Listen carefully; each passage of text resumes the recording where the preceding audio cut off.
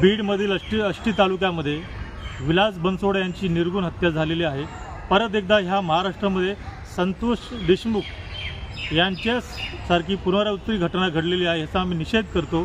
ज्या बीड जिल्ह्याचे पालकमंत्री अजितदादा पवार आहेत आणि या महाराष्ट्राचे मुख्यमंत्री देवेंद्र फडणवीस आहे, आणि असं असताना जे म्हणतात की या महाराष्ट्रामध्ये सरळ सर्व आनंदामध्ये राहत आहेत, तर कोणीही आनंदामध्ये नाही। कोणत्याही क्षणी कोणाची हत्या कुठेही होऊ शकते।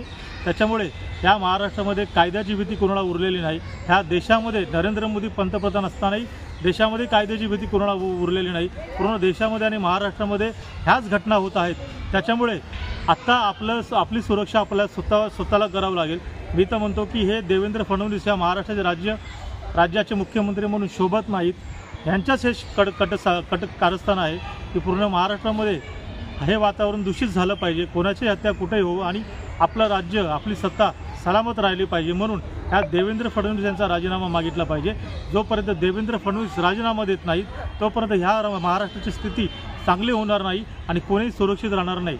लवकरात लवकर विलास बनसोडे यांच्या संपूर्ण आरोपीला आपण अटक करावी, त्यांच्यावर कठोर कारवाई करावी, अन्यथा त्याच बीडमध्ये आम्हाला आंदोलन करण्याची भूमिका घ्यावी लागेल। जय भीम, जय भारत।